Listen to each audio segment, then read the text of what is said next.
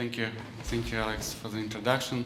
I would like to start by thanking the organizers for this wonderful opportunity to give a talk here in this beautiful place.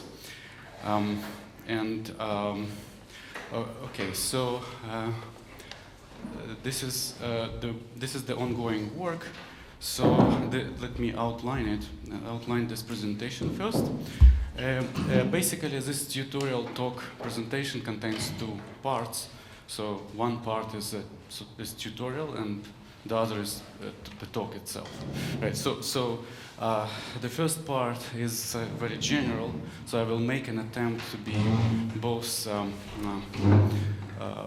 didactic and so we will also see a general picture of the phenomena in iron-based superconductors, and I will also discuss Raman Spectroscopy as a tool to probe different correlations in those systems.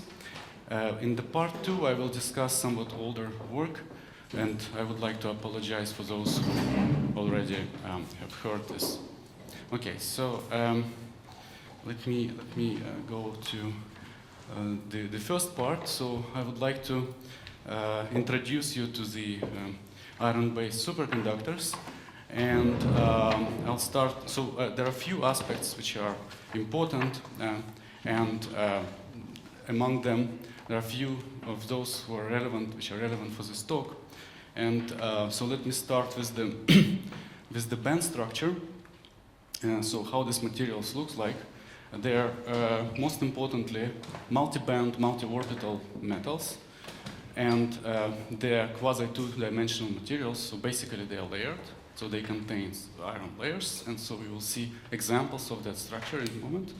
And conduction bands are mostly derived from partially filled d orbitals, like dxz, dyz, and somewhat dxy. So mostly the conduction goes through this orbitals on iron orbitals. So that is one of the important ingredients. So here how this band structure looks like. Typically, that is the result of calculations, band structure calculations. So you can see that we have a whole Fermi surface at the center, at 0, 0, or gamma point, and normally we might have 2 or 3 hole pockets. And we normally have 2 electron pockets at the corner, at the end point, pi.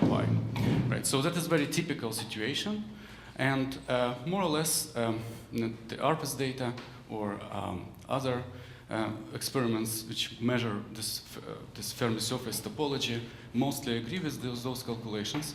And so, as you can see, it's pretty complicated. So the dispersion along KZ direction is not very pronounced, but the nature of this Fermi surface is quite complicated, as you can see. So, and that would play an important role. So that is the typical ARPAS data. There are many more, so I will not go through all of that. That will take all day. But basically, there are plenty of the data, which basically telling you that that is indeed the picture. So here you can see the gamma point, and you have a hole pocket and electron pockets at M point. So that is the generic picture. That is the generic situation, and it is confirmed both by ARPAS and by the Haas-van Alphen oscillations measurements. Okay, so that is the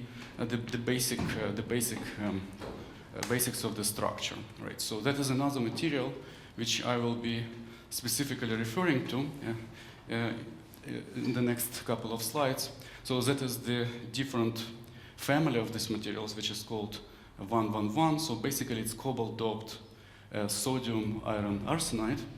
So that is the structure of this material, right? So they all have very similar elements, all of the members of that family. So you have iron layers, and there is a sodium in between those layers, so you have to imagine that this layers goes on. So basically, that is the result of band structure calculation.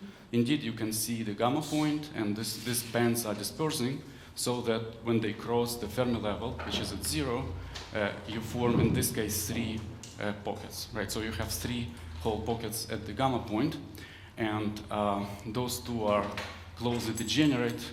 That's the splitting is due to the spin-orbit coupling, but in general, you would expect some degeneracy. So there are a few other generic features of this band structure, and I will introduce them as we go. So, okay, so that's one aspect. So the phase diagram is also quite generic. Not just the band structure is similar to all of the members of a given family of the materials, but also the phase diagram is also quite generic. So you can see that in the undoped or parent compounds, one will get some kind of a magnetic order. What will be normally seen is the stripe magnetization. So SDW stands for spin density wave. So that is to distinguish it from the antiferromagnetism, which is in this case it's still a metal. So this magnetism is itinerant. And upon doping, once the magnetism is suppressed, system goes superconducting, and that is very generic. So the parameter which suppresses the magnetism does not have to be doping. It can be, say, pressure also as well. So that is the generic trends are as follows. So once we are at high temperature and undoped situation, you just have a regular metal, and the transition to magnetism is mostly, in all cases, is preceded by the transition to the orthorhombic phase. So the crystal, prior to the transition to magnetism, in fact, distorts spontaneously, so that it undergoes tetragonal to orthorhombic distortion. So it is a very generic feature, and it is observed in practically all of the known examples.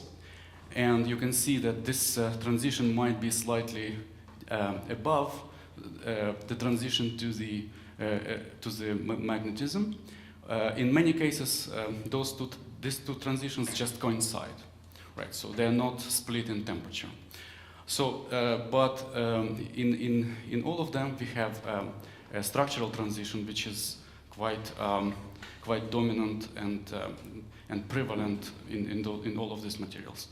So let me talk about it in more details, right? So the point is that so the nature of the transition can be understood in a simple way. So what happens?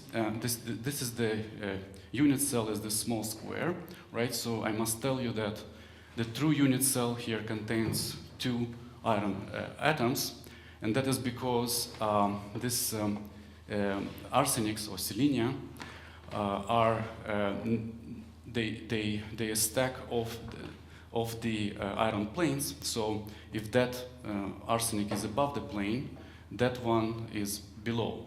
So they're inequivalent, right? So it means that this iron sees different surrounding relative to that one. So these 2 irons are inequivalent, so that the true unit cell must include both irons, right? So it has 2 irons per unit cell. Now I consider just 4 neighboring irons, right? And I forget for a moment about these arsenics.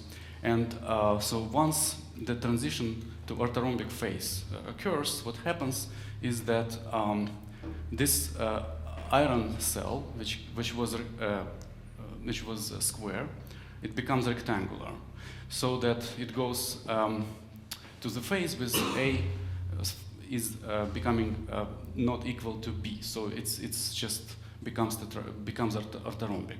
So by doing so, the crystal breaks the discrete symmetry, right? So if before the transition I could rotate the crystal by 90 degrees, now I can't do that, so I have to do the rotation by 180 degrees now. So the symmetry is lowered in this transition. And importantly, this symmetry is discrete, right? So this is the discrete symmetry breaking. which we have in this situation.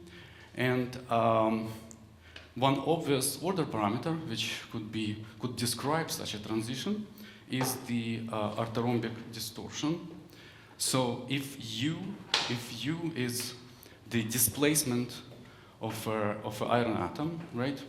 So it's a vector, right? So I'm talking about the two-dimensional picture for simplicity, and this epsilon 6 is just the measure of this kind of distortion, right? So and that could serve as a natural order parameter for this transition, right? So that's the first thing. So now, how would we probe such a transition, right? So ideally, I would like to have a measurement, right, of a response function to the variable which is conjugate to this orthorhombic distortion, right? So if we have a crystal, right, and I introduce this epsilon 6, right, so I introduce this orthorhombic distortion, normally it would come with some stress, right? So I have to apply some stress, right? So and in the usual situation when the strain is this epsilon 6, I will call it strain, and it is importantly distinct from the stress, but those two are related linearly if the strain is really weak.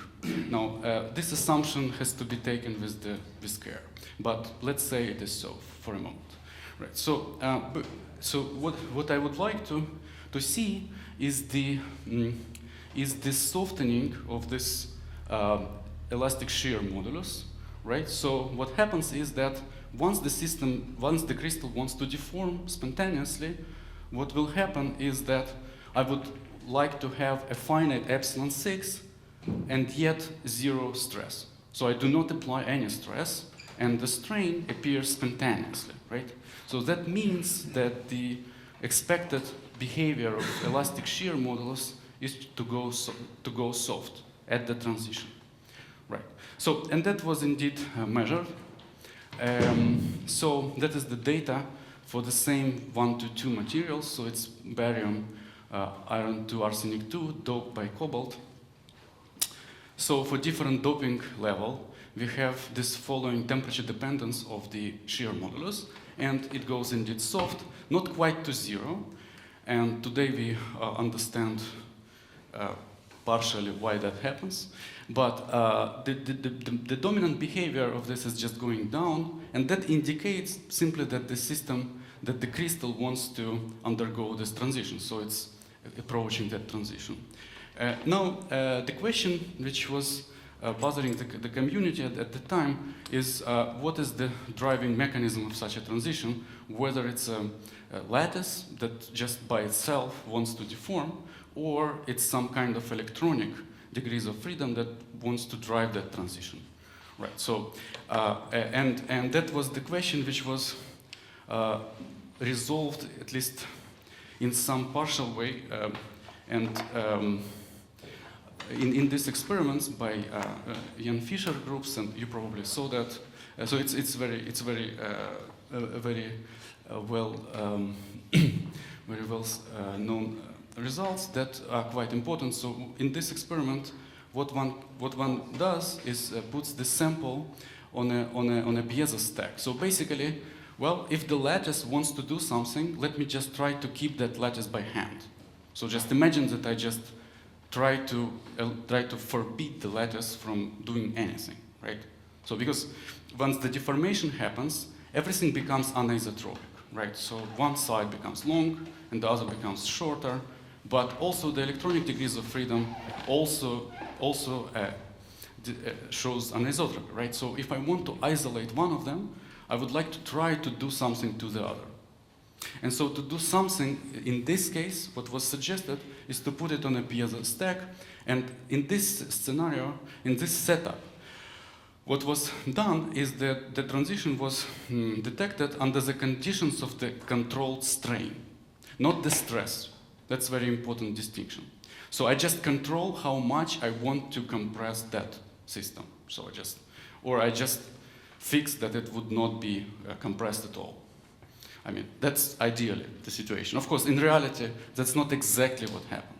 Okay, but nevertheless, some of it indeed occurs. So here, just to give you the basics, so there are two parameters which one measures. One is this delta L over L, which is the fractional length change, and you can see it's not very small by all, and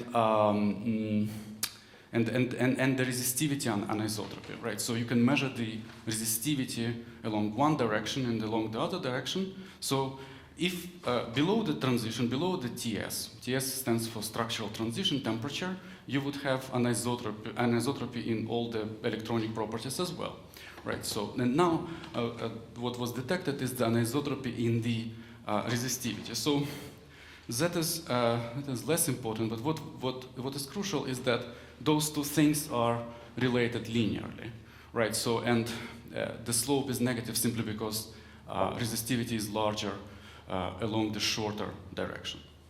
Okay, so now what was done is the following. So you just lower the temperature, right? And towards the transition, you can see, and you detect here, you plot the slope which of the eta, this resistivity anisotropy versus the fractional length change, right? So it's a kind of susceptibility. So you change, you deform the crystal. As a result, you induce anisotropy, right? So there is a linear relation between the two. So as you approach the transition, this coefficient blows up. It increases. And so if you extract this transition temperature from that feed to the data, and you see if you, say, plot an inverse and see where it crosses zero, that defines this other temperature, Ts bar, which is, happens to be below the actual transition temperature for, say, freestanding samples. Now, so if you have just a sample without any stacks or anything, the transition would be at 138 Kelvin. Of course, the same happens here, simply because at the transition, system will find a way to deal with the stress because it actually breaks into the twin domains.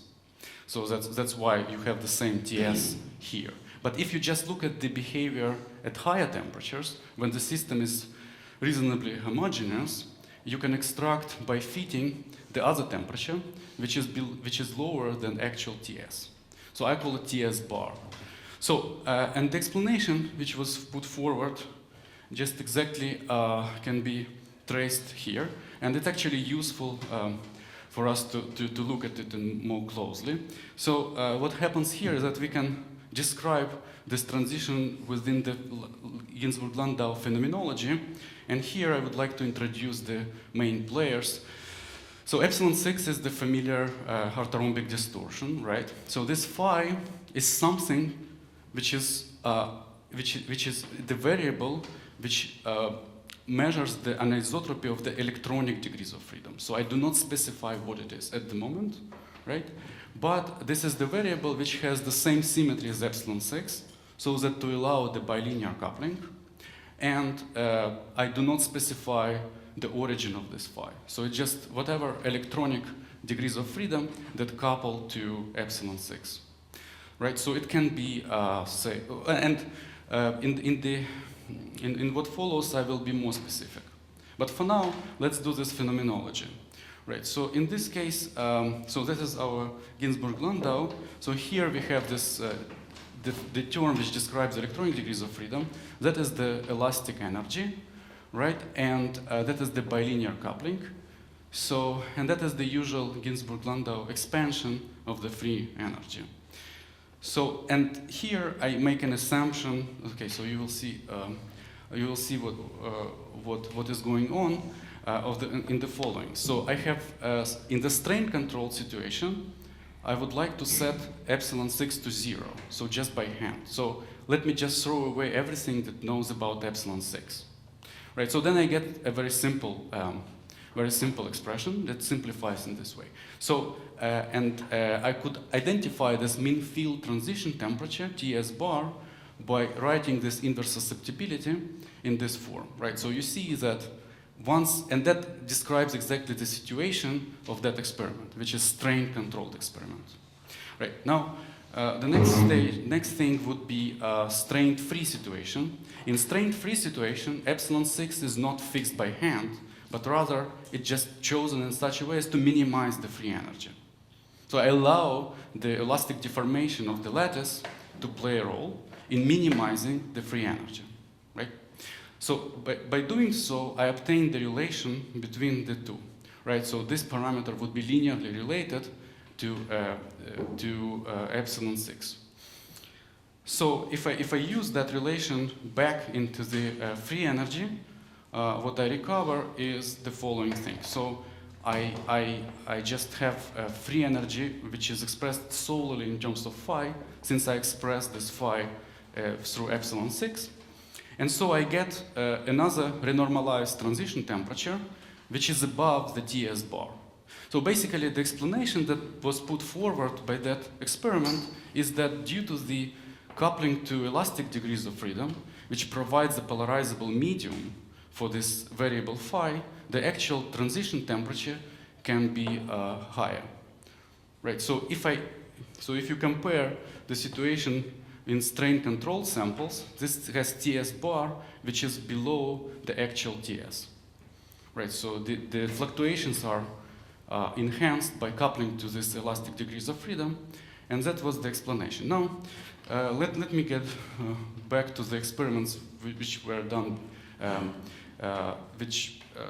where we directly sense the lattice. So in this case, and in the same terminology, what we measure is C66, and that is just the second derivative of the free energy with respect to epsilon 6, because df by d epsilon is just the stress, and so that is the stiffness of the system towards the deformation of orthorhombic deformations, right? Okay, and that is now done under the condition that I do not control the electronic degrees of freedom, so that they are just chosen in such a way that they minimize the free energy now. So in this experiment it's different, right? So here I really sense the lattice, right? So in this case I fix phi so that the free energy is minimized. So that gives a bunch of conditions. And so, for instance, the full derivative of f with respect to epsilon is the same as the partial derivative, because here I do not have the partial derivative with respect to phi because of this condition. So phi always plays, it's a slave, so to speak, now, right? So it is chosen always. So I control epsilon 6 by just pushing this on the lattice, right? And then phi is just chosen to follow this in such a way as to minimize the free energy at a given epsilon 6. And that's what this condition tells you, that it isn't the minimum of the free energy. So if you use that, you can get back to this phenomenology, to the same one. And in this case, the effective shear modulus, C66, is renormalized in such a way as above the transition you don't have this phi, and it follows what is called a modified Curie-Weiss temperature dependence, according to this same Landau phenomenology, right? So I use it for both experiments, right? So what we learn from that is that if you plot that simple function, what you get is something like that, right? So it just has this kink-like behavior, so it goes down to 0, and that's what I told you, that the softening of the lattice occurs at Ts rather than Ts bar. That is Ts bar, which must be the same as the one in Fisher's experiment. However, they are not exactly the same, for the reasons which we now, I believe, understand, but that is not crucial for that talk. So what I want to stress is that indeed, qualitatively, you observe this softening followed by hardening, but it doesn't go quite to zero, as you can notice, right? So in those papers, it was formulated as an open question. But in principle, one explanation for that is that as you approach the transition, the system becomes very susceptible. So what happens is that, and you still probe it, right, with some probe. And that probe, by itself, might already induce the transition to an isotropic phase. Because, so you basically at some point might be out of the linear response regime applicability, and that might be one explanation for that. Although it's still unsettled. Okay, but that's one possible explanation for that. Okay, so now, as I mentioned already, there are some problems with all these measurements in the sense that the probe is static, and by itself it's very difficult to rely on something close to the transition, because the applicability of the linear response regime might be limited, right? And so you would like to avoid something that induces the order by itself. So ideally, I would like to have a mean to probe weakly, and by weak and dynamic probe, this same variable phi, so that the probe will be truly weak probe. So that will do nothing to the system, just a probe in a true sense. So first of all, it's better to be dynamical, right? So if I put something static, even if it's weak, eventually it will have time to make damage to the system. I mean, to induce transition or to do something, right? Now, if it's dynamic, it has less of an influence, right? And so what I'm trying to argue that the Raman spectroscopy is basically it actually suits it ideally because it is both dynamic and it is really, really weak probe. Those are photons and they probe very weakly and only electronic degrees of freedom, right? So, in fact, of course, you can see the phonons as well, but I'm not talking about that. Okay. Phonons are well documented, and that is a separate story. So you will see them as well. Okay, so that's why the idea came to use this Raman spectroscopy to study this transition, right? So that was the reason for that. Okay, so now I'm going to really truly tutorial mode, and so I would like to discuss it a bit in details what exactly is measured and how to relate it to the quantities that we would like to compute, right? So. Okay, so I'm following this standard discussion. So what it is in this measurement is something very simple. So you get an initial state, you get a sample that you want to study, and the photon which comes in at the frequency omega 1. And what happens in the final state, what you get is this photon, another photon presumably, just gets scattered off, and it goes away at somewhat different frequency omega 2, and it would leave the sample normally in excited state. Okay, so what do we measure? So not me, but what in principle is measured, right? So you count. So that is what is called inelastic Raman's cross section, right? So basically it's a very simple thing. You count the flux of photons scattered into a given solid angle d omega with its frequencies in a given range, okay? And then you normalize it by the flux of the incident photons. It's a very natural definition. And so now the technical term for this difference, omega 2 minus omega 1, which is the excitation energy, which is left in the crystal, is a Raman shift, right? So in principle, it can be both positive and negative, and there are relations between them. I'm not going into those details now, right? So let me just sketch this derivation of the Raman susceptibility now. So I'm considering, I just took some simple case of plasma, right? So you just have an electronic plasma, which is described by a simple parabolic dispersion with the interactions.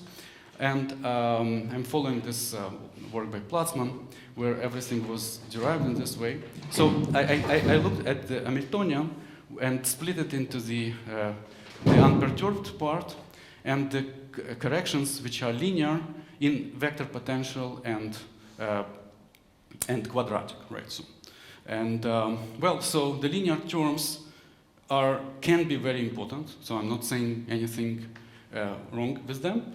So, but they will be contributing to the Raman into the second order processes like that. So what I'm saying is that if we are off the direct resonances, normally the energy denominators involved in this term are such that you can neglect these terms. Not always, not always. So sometimes you specifically want to work with them, but not in the experiments I'm talking about.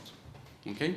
So what we will be more concerned with is the second order term, which is just this one.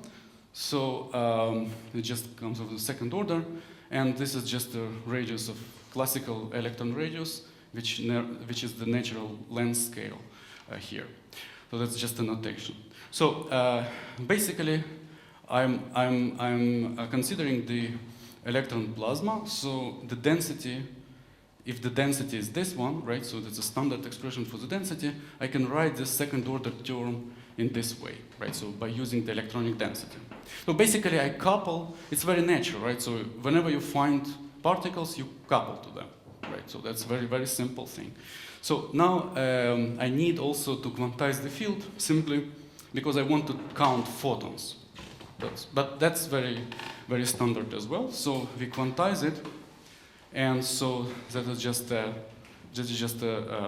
reminder. So you basically the vector potential becomes an operator which contains the creation and annihilation operators of the photons, and I normalized this properly. Okay, so. And now I consider the initial state as the product of two things, right? It's very natural. So I have a sample, which is it's in the state of I. And K1 lambda 1 is the state of the photon, where K1 is the momentum, and lambda 1 is the state of polarization, right? So that's what describes the state. And so, and the energy is given by the sum of the two things, right?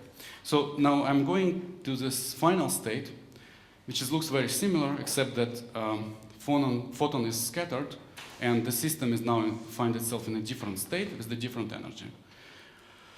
Okay, so to find these transitions rate, I use golden rule. Fermi golden rule just tells me how to compute the transition rates, and the scattered flux, which I count, is simply given by this transition rates, and I have to simply count how many states would propagate into the solid angle d omega into the range of, in this case, k's. K's and omegas is related by speed of light, so it's the same thing. So so that is the element of the volume in the phase space. So the incident flux in my normalization that you saw in the previous slide is just speed of light divided by volume, because it's normalized so that you have one photon in a volume V. Okay, let me remind you why that was so. Simply because the energy, if you look at it, is given by this thing. So, one photon means that you have just one quanta of this AK. And that's why this expression is normalized per one photon. Okay, so, I'm getting back to that. So that is the coupling. Just written in this, everything is now quantized. So, in order to get non-zero matrix elements, obviously what I have to do, I have to kill the incoming photonic states by one of those, either this one or that one, and create a new one by the other. So there are two possibilities which are completely identical. So if you combine them together, you are getting to this expression, right? So that is for the transition rate. So it's a golden rule, and applied to the interaction with the quantized field. Okay, so that can be recognized as the dynamical structure factor in this case. And finally, we get to this this expression which you will see in any literature on that. So that they will start from that expression. So you will have this radius, electron radius squared, and then this ratio of frequencies. There is some kind of a Bose factor. Here omega is actually the difference, omega 2 minus omega 1. And here what stands for this chi double prime is the imaginary part of the Raman susceptibility. So in this case, this Raman susceptibility is really nothing but just a density correlation function. Of course, it won't be as good as really what we need, and I will talk about it shortly. But that was just for the sake of the tutorial. I showed how that works in this case. So in our situation, what usually done, you study the quasi-backscattering geometry.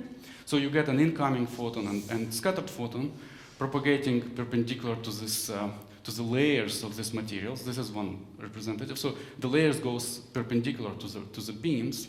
So and the dispersion along this KZ direction, let me neglect it for now.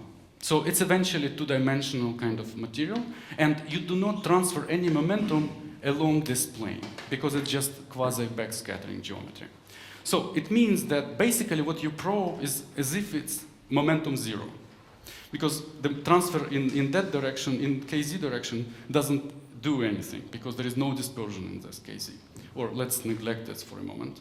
So basically what it will tell us that if we have a Q equals 0 probe, we just, in this case, have the density which becomes the total number of particles at Q equals 0, and since it's conserved, naively one would get just a zero round response, right? So it's a nonsense result, and of course it's a result of the simplifications that I made. I just considered plasma. In fact, it's true result for plasma, right? So for plasma it will be the case. So in order to see plasma modes, you need to have finite Q, finite transfer momentum. That's one lesson, but it also teaches us that we have to do something more sophisticated in order to explain the data, which I'm going to show in a moment, which clearly shows lots of signal in all the possible geometries. So I will argue that Raman coupling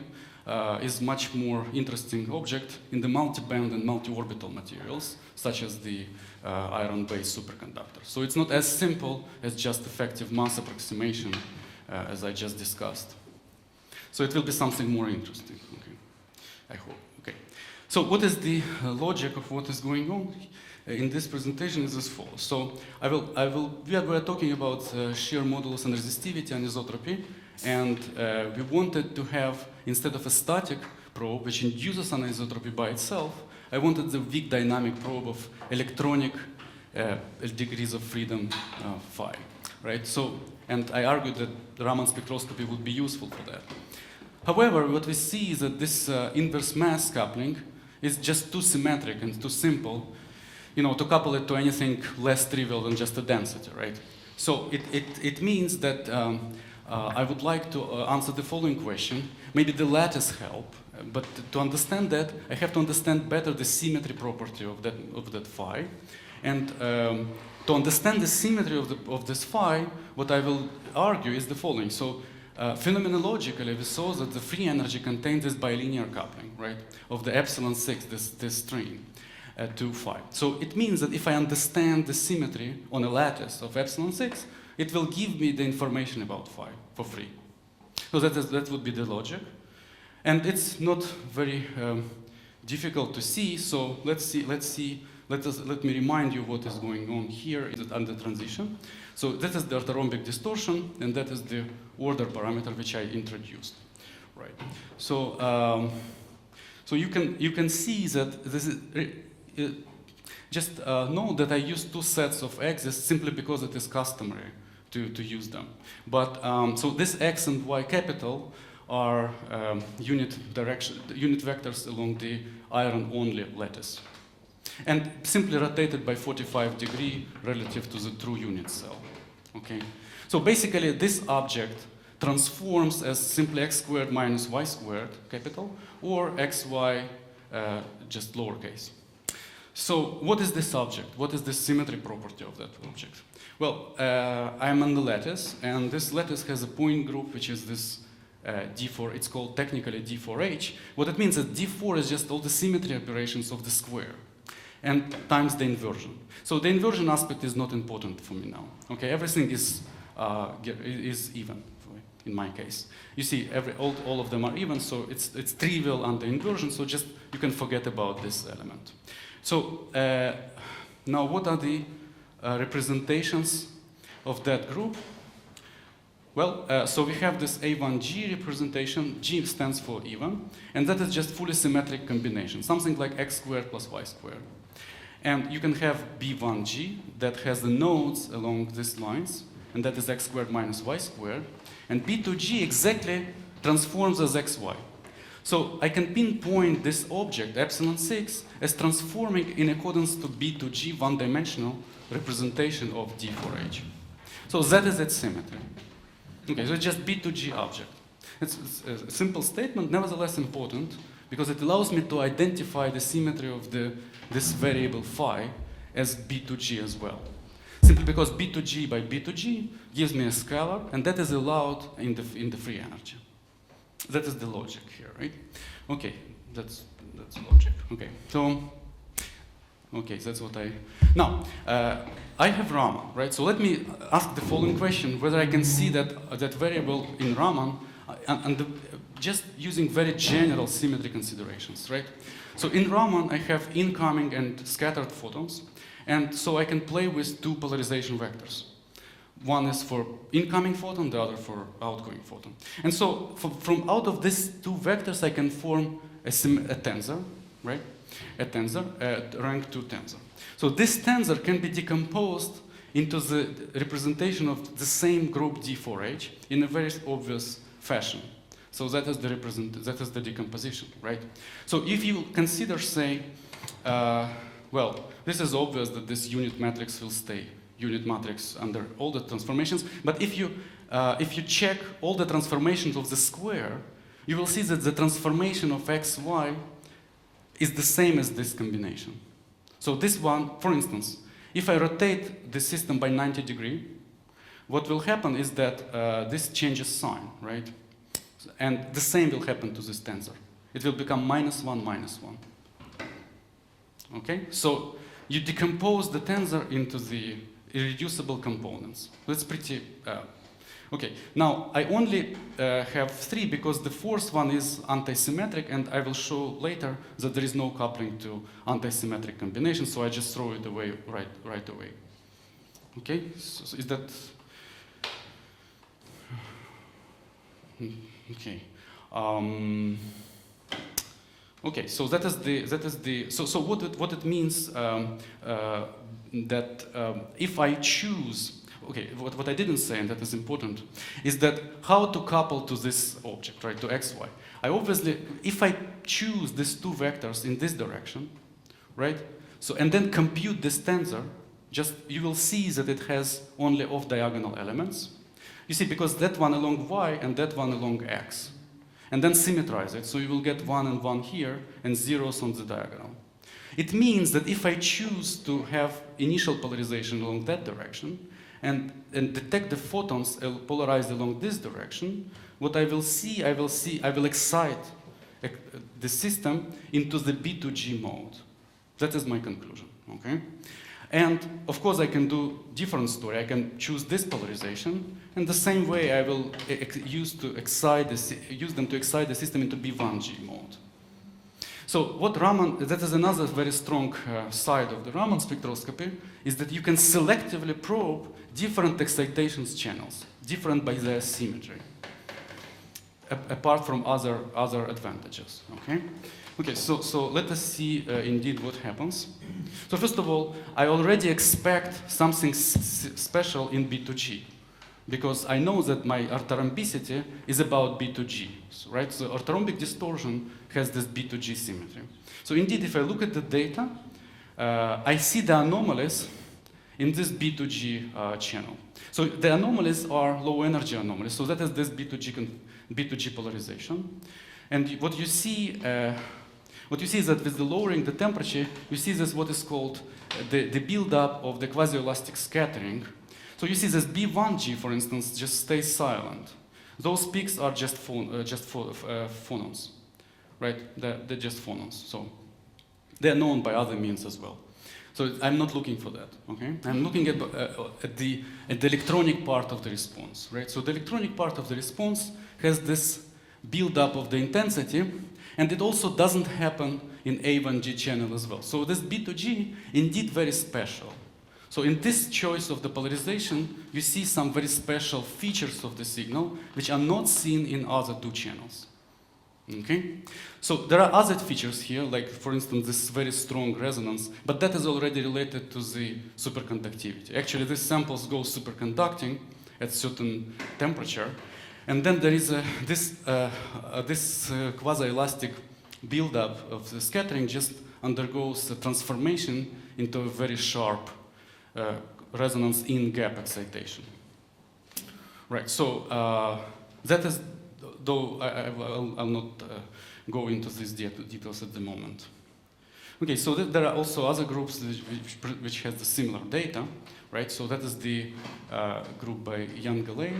So you can see that it's very similar. So that is what corresponds to B2G, the same channel. So you see this build-up of the intensity, low energy in the scattering, right? So it just builds up upon the approaching to the orthorhombic transition, which is quite natural, right? So what happens is that there are two alternatives to order, right? So this epsilon 6, it has a symmetry of the Ising variable. So let me tell you this. So it can be either positive or negative, depending whether it expands this way and shrinks that way, or vice versa. So it has this Ising type of symmetry. And what happens once you approach the transition is that the system just oscillates between the two alternatives, but never kind of knows where to settle, right? So, but towards the transition, the time it spans in each of these two configurations getting longer and longer, and that translates into the buildup of low energy intensity. We call it critical slowdown. So the buildup of the anomalous intensity in the B2G channel at low energies is the case for the critical slowdown. Right. So that's I still didn't discover what is the variable phi. So, and you see, so I keep it on the phenomenological level yet, but I will come to that. So, and the question I want to understand is what actually does Raman see? So what it does to the system. And that will allow me to get an answer to the question, what is this phi, right? I mean, at least partial answer. So let me go back to band structure and examine it in a little bit more details, right? A little bit more details. So to make its story simple, I will not discuss endpoint, which is considerably more complicated from the symmetry point of view, simply because this crystal is non-symmetric. And however, this non-symmetric aspect is not important in the discussion of the gamma point. So let me discuss the vicinity of the gamma point, namely the alpha-beta bands. So I'm talking about holes, right? So I would like to see how Raman couples to this holes excitation, right? So let us see that. And that will allow me to see what exactly it does to the system. Right, so, okay, so what I consider only the xz and yz orbitals. And so I can have, exactly at gamma point, I have doubly degenerate level, and I'm neglecting spin-orbit interaction for a moment, okay? So this degeneracy is simply because this Bloch state, it's a gamma point, so it's just periodic, right? I'm plotting only iron atoms, so that's how it looks like, at least on the level of tight binding, right? So you just put orbitals on each side, and you do not modulate them because you are at gamma point. So that is the dxz orbital, and that would be the dyz orbitals, right? So I call this, I will create those two states by psi x dagger and psi y dagger just for notational purposes, right? So we have these two states, and we have the degeneracy. So now let me go slightly off the gamma point, and of course one can do just a tight binding calculation, but it doesn't suit my goals for now. Okay, so of course everything can be done with just this tight binding calculation, but those are pretty complicated. They normally include many orbitals, so at least there are 10 orbitals models, and I just want to bring you the essence of what is going on. So, and the essence is as follows. It can be understood by the method of invariance due to Lattinger, which basically tells you that the Hamiltonian must be A1G scalar. So it's a symmetric thing, right? So what I do next, I can construct those different invariants in the following way. If I just consider the expansion about gamma point. So my k is small, so I make an expansion. So I can have this A1G combination coupled to another A1G combination. So both are scalars, and their product is a scalar. It's a loud term. It's basically the mass term, right? So the next thing which one can think about is the product of two B1Gs, right? So one B1G is this one, x squared minus ky squared. This one also B1G. Remember that this x and y are rotated by 45 degrees relative to x and y. So that's why it transforms exactly as this guy. Those two guys transforms in exactly the same way. That's another possible combination allowed by Lattinger. And the third one we can also consider B2G times B2G. That is this one. So let me combine all three together into the matrix form. And you end up with this effective Lattinger Hamiltonian, which was actually recently obtained. Right. So that is something which allows me to bypass some of the complications of the tight binding models in this symmetry controlled way. Okay, so similar Hamiltonian exists for the M point. So you see this gamma point, what I'm talking is this alpha and beta, right? So I'm only considering alpha and beta, which are derived indeed from dx in dyz. There is another whole pocket, which is derived from xy orbital, which I just did not consider. It doesn't mean it's not there. It's still there, but I just didn't talk about it. And another reason is that the Raman would not couple to it, but that's just a special, another information. Okay, so let me just couple Raman to this Hamiltonian, right? Well, what I do is very simple thing, right? So I do this same story which we did in the free case. So I make this minimal coupling procedure. K goes to K plus A, and then I make an expansion into the second order in A, right? So what you will get, this would be analogous to the effective inverse mass in the case of the free particle. Right?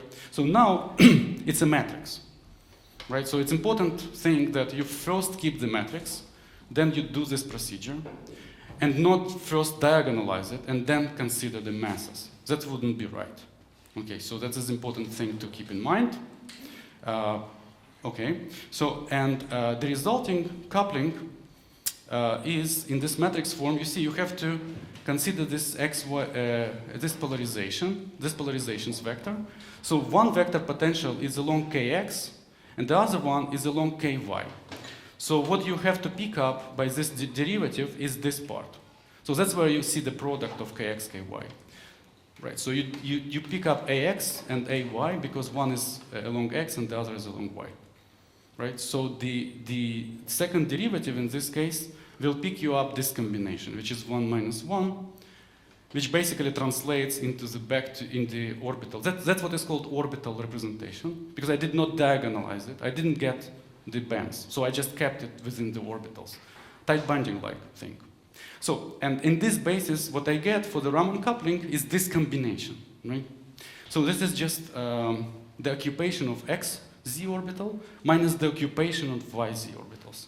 So here it comes. That's one of the possible phi's which one can get. It's just this orbital disbalance. So that's what it is. So Raman couples directly to this combination. Now, if I would consider the M point, I would arrive to the same conclusion, roughly the same conclusion, once I neglect xy orbital. Okay, so I did not do that because that would be much more complicated. But this is the result. So the result is that the Raman couples to this orbital disbalance. So the processes that are responsible for this Raman buildup of the low energy signals are the fluctuations between these two orbital states, from xz to yz. So, and these fluctuations can be translated into the language of the itinerant, just Fermi surface. It's this kind of oscillation. So you see, if you diagonalize the Hamiltonian, which I was just presenting to you here, you see there is this cosine to sine to phi variation that is something like cosine to phi. So I did not do it, but if you just diagonalize it to get bands right out of these orbitals, what you will get is simply this kind of band structure. So you will get change, so you get two split pockets, right? Because remember, at gamma point, they were exactly degenerate. So they are just at the same point, and then they deviate as long as you go away. But the deviation is reasonably small if the pockets is not very large. So, and then the orbital content has the same pi periodicity as the Hamiltonian itself. Remember, it has kx, ky, which goes as sine of 2 phi, that's important, and x squared minus ky squared, which is cosine of also 2 phi. So it has this periodicity, which gets translated in the periodicity of orbital content. It exactly corresponds to the more sophisticated band structure calculation, which I have presented for you before. So there is an agreement between the Lattinger method and this approach. But this will clearly give you the physical meaning of that, and that is this orbital occupation. So it means that this buildup of intensity at lower temperature towards the transition, it can be said to be tendency to orbital ordering. So it just shows the tendency to system to order orbitally, and my variable phi is exactly proportional to this combination. So this thing which couples to Raman, right? It has the same symmetry as epsilon 6. Okay, so that is one candidate. But however, there is only one candidate for that. Okay, yeah. What is orbital ordering? Right. So at orbital ordering, the same way as you have the distortion, it means that epsilon 6 is finite, either positive or negative. So the same way this thing can become either positive or negative spontaneously, and actually the two cannot happen at different temperatures. Actually, they coupled, so it occurs at the same time. Right, so the ordering here is just the sign of this difference in occupations of the two orbitals. So you spontaneously have this deformation of the Fermi surfaces, right? Because you see this green, I don't know if you can see, but the green is one of the orbitals and the blue is the other. So this spontaneous deformation translates into the deformation of the Fermi surface, right? So if you remember the discussion of Fermi surface instabilities now, it has to ring the bell in relation to what is called Pomeranchuk instability, but that's a different story because that is on the lattice, right? It's very important that it is on the lattice. Nevertheless, it has few similarities to that story. If you just look at the Fermi surface, the spontaneous deformation, it's actually a nematic transition. Really, that's the nematic transition, Pomeranchuk into Pomeranchuk phase, right? So you have a Fermi surface which was circular. Once it deforms and becomes elliptical, you break the rotational symmetry spontaneously without breaking translational symmetry. So you get this elongated Fermi surfaces. That is the transition to nematic. And for that reason, this transition also called sometimes Ising nematic. So Ising just because you do not break the complete rotational symmetry, but you break the discrete C4 symmetry. Okay, so that is the relation to this Pomeranchuk instability. Now, there is evidence that precisely this happens in this newly discovered, well, it's very hotly debated iron selenide materials, right? So that is the paper which observed this ordering indeed as in experiment by different means. And so the point of that paper was actually the debate which I'm going to discuss now, although it's a very heated and debated area, so I'd like to stay away of that as far as possible. But I have to say that there is not one choice of phi that is possible. So one choice of phi that Raman sees is the one I presented, the orbital difference of occupation, right? But there is another one which is quite important, and I think it's probably in reality both. So first of all, certainly both are present, and I will present the second one in a moment. It's related to spin degrees of freedom, right? So here in this paper, it was important for them that this spin lattice relaxation rate, which is directly related to the spin susceptibility, the local spin susceptibility, imaginary part of the spin susceptibility, doesn't show any signatures on the structural transition. So nothing happens to it. So this was interpreted as indication of the orbital driven transition to and that's probably the valid interpretation. So there is no doubt about that. I must say the following thing, that the selenium nuclei have the spin 1/2, right? So it's very, okay, so it makes it different from arsenics, which are spin 3/2. So, okay, so that is an important distinction between the two, because if you have spin 1/2 nuclear, it only senses the really spin transitions of electrons nearby, right? Because the electrons have spin 1/2 as well, right? Right, so they can exchange it. Now, if you have a nuclear with the spin 3/2, that's not already not the only channel of spin lattice relaxation, 1/T1T, because it now has a quadruple moment, so it can couple to that phi as well, right? So it actually is not as clean a measure of the spin dynamics. However, in that case, it is, because the spin of selenium is 1/2. So it means that basically this picture which we derived from Raman is consistent with that observation in iron selenides. However, that's not the only situation possible. So that's just to reiterate what I just said, so let me skip that. So that is, I present purposely the Raman-derived phase diagram. So these lines are taken from other references, but of the transition, I hope you can see there is a TS transition, TSDW, and TC, so there is a superconductivity. Now the color code is the static Raman susceptibility, which is derived from the dynamic Raman susceptibility. Remember, the cross-section is the imaginary part. So you have to do Kramer-Skronig. So once you do the Kramer-Skronig and encode it in this color, you will get this phase diagram. As you can see, there is lots of intensity close to the structural transition, as I was trying to make a case during this presentation. And that is indeed so. There are also, you see, this is the in-gap resonances, which are also quite clearly seen. And that I will probably not talk about. But what I want to argue is that there is another very important candidate for the phi, right? And so both phis are there, right? Both phis are there. Yeah. Oh, sorry. That is the sodium cobalt doped sodium 111, sodium iron arsenate, cobalt doped.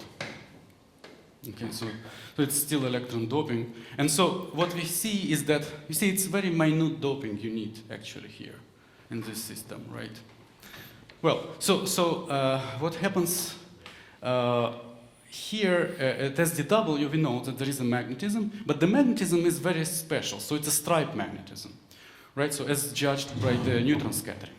So this stripe magnetism is, you know, that it's ferromagnetic in one direction, and it is anti-ferromagnetic in the orthogonal direction.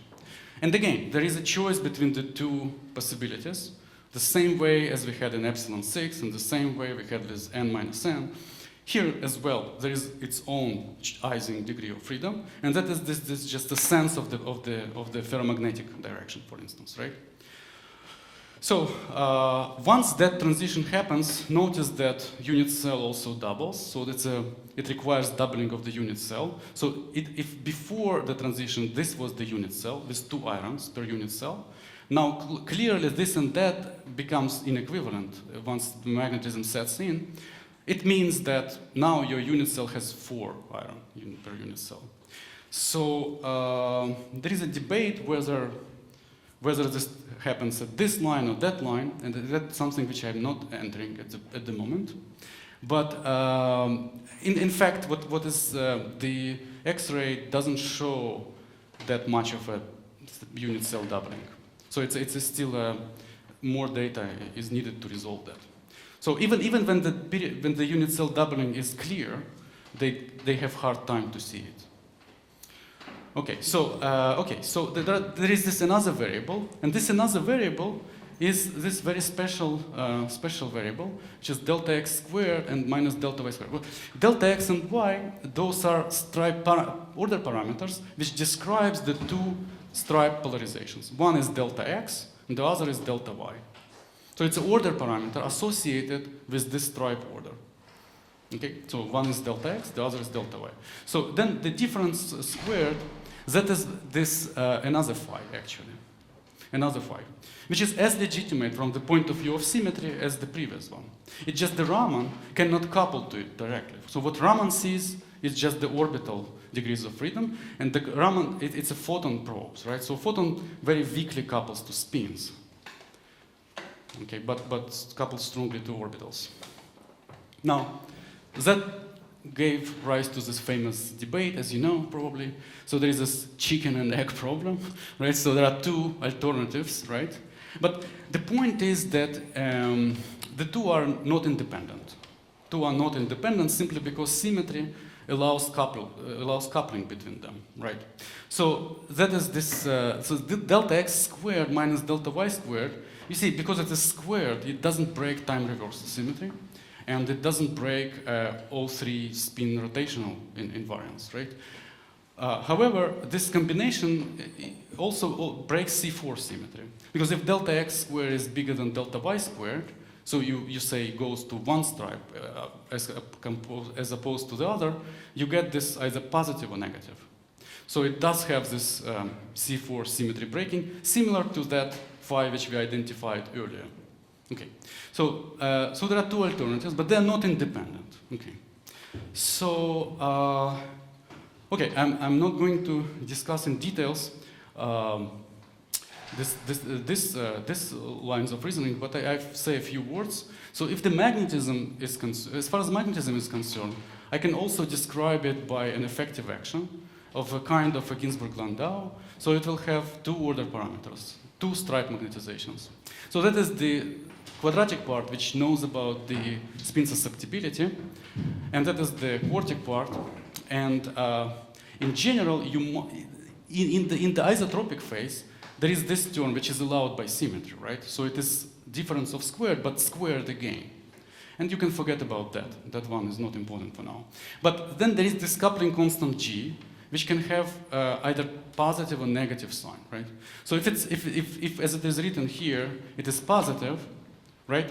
So this term actually promotes stripe magnetization. So if delta x and delta y are allowed to become non-zero, they would better to be not equal to each other in order to minimize the free energy. So that is the main idea, right here. So, and because of this, so we call it, so it means in technically attraction in B2G channel for spins. So if there is an attraction, you would expect, at least on the mean field level, you would expect some kind of a transition below some certain temperature, right? So, and in the limit of large number of spin component, so you can justify this RPA kind of construction. So it's like a, it's like a plasma waves, but instead of the plasma electron hole pairs, you have a pairs of magnons, which are described by this object. So you have this squared, delta x squared minus delta y squared. And so if you want, you can actually probe this object by Raman through this Aslamazov-Larkin type of vertex. So you have to have a vertex which by two photons, right? So and then it can it has to be coupled to pairs of wavy lines. Okay, so so that is our recent work, and so you can basically see that consistently with the observations, you might see this specifically B2G channel build-up of this low energy scattering intensity consistent with that scenario. Right. So I wouldn't say at this point that the other scenario, which is based on orbital degrees of freedom, is inconsistent. So I would not make... Okay, so just 2 minutes? Okay. Okay, so that is the tutorial part. Okay. But now, right, so I was about to look at the part, but since I have 2 minutes, I will not go into this. So I don't think it's worth going into there. Maybe next week you can also go in. Next week on Monday or something. Ah, okay, okay. Yeah. A week. Sure, okay, that would be more appropriate. Yeah. How strong is the spin-orbit coupling in this system? Okay, so it's not weak. It's not weak by no. But then why do you say that you could merge the two, right? Then the orbital degree of freedom or the spin degree of freedom could be coupled into it. combine phi. Okay, this coupling does not require spin orbit because it doesn't couple No, I directly. understand that, but I'm saying that the two could be coupled. You have a phi that you are doing it from the orbital degrees of the freedom being different, and the spin degrees of freedom in the other one. But if you have a strong spin orbit coupling, they can be coupled to be formed into one. I would agree with that. Yeah. So in that case, right. So in this case, you would have to recalculate. Well, this calculation was done in the absence of spin-orbit interaction. Yeah. But in general, I would say you have to first. Okay, so you have to start with the band structure, which already knows about that, and redo the spin dynamics as well in the presence. And there are some recent works on that, which actually studies the role of the spin-orbit interaction, even in the nematic transition here itself. So that is recent works by Yeremin, I think, also, and Rafael also is doing that. Okay. Does spin orbit do anything? So without spin orbit, you have quadruplet, right? The general quadruplet of this d, xz, yz times 2 spin, right? So does spin orbit actually operate in that quadruplet, or? No, so this even without spin orbit, what light is doing is just creating this orbital disbalance, right? So it creates if you look at indeed thanks for calling it this way, it's really quadruple excitation, indeed. So if you look at the charge, right? So you see this orbitals, it doesn't matter if it changes the sign from plus or minus, it doesn't matter in terms of the charge. If you just see if you just look at the charge and the electrostatic potential you get by that excitations, by taking one orbital and rotating it this way, you will have 2 minuses and then going to 2 pluses, so it's a quadruple. It's a quadruple. And these quadruple excitations, we believe, are seen directly in the spin lattice relaxation, in arsenic, in iron arsenides. But that has to be checked. So, there are some form factors and all that, so that has to be worked out. Right. Since I'm sort of figuring out terminology, what you call this nematic transition, it's really just Young-Taylor transition for that situation, right? So with C4 symmetry, you have doubly degenerate thing. You break it down. So you take if you take these ligands closer, then the orbital that points that way. Right. So indeed, what happens? Yeah. So you can look at it in this way. So if you have this distortion, right, and you have this orbital ordering, so it's true that those which are closer together would like to repair. So because of the Coulomb interaction between the quadruples, right, you would get the orbital polarization opposite in the neighboring, in the closest sides. But if you take sides which gets further away, they can be equally polarized in orbits, right? And then the spins, because of the exchange, would also order. So you might see it this way, right? So there is a Young-Taylor transition, and then because of the coupling of the spins to by Hund, because of the Hund coupling, you will get the spin arrangement already there, right? So that would be a Young-Taylor transition, but that requires, so it really brings to this controversy, so which I wanted to avoid. But so then you see that if you look at the transition this way, which is fine, I think it's a valid view, then you would double the unit cell at this point. Once you form that, you see in this mechanism, that's what would happen. Because it's very simple to understand, because it's similar to pyrals, right? So if you have just a lattice, right, and you open the gap, you make these distances smaller, that distance is shorter, longer, so you open the gap and gain energy, but you double the unit cell. So it is something very similar. Well, in that same spirit, right? So then once that happens, you double the unit cell. Now, and that is the very there is no solid data to say whether it's, because in that other scenario, which is non-Young-Taylor, you don't double the unit cell. This is the transition at Q equals 0. And that is really That other scenario is the one that Right. you know, is Right, exactly. Yeah, that one at q equals 0. And so that one wouldn't break this translational symmetry and will keep your unit cell intact. So it would be 2 ions per unit cell. Now, whether that is the case, it's very hotly debated and it's controversial, so it must be studied both experimentally and theoretically. So I cannot make a statement at this point. I would not like to do it at this point. Just a quick question. Yeah. So from seeing this buildup of this BTG weight coming from the electronic degrees of freedom from above the transition set, how do you necessarily interpret that as the electrons driving the transition then, or I mean you would want to somehow compare it, I guess, to the buildup of Okay. lattice fluctuations and I don't know, see which one is bigger or something. Good, thanks. Thanks for this question. So actually, as I mentioned, those two things happen simultaneously, right? You cannot distort the lattice and not polarize it in orbital sense, right? That cannot happen. And the question is how you distinguish between the two.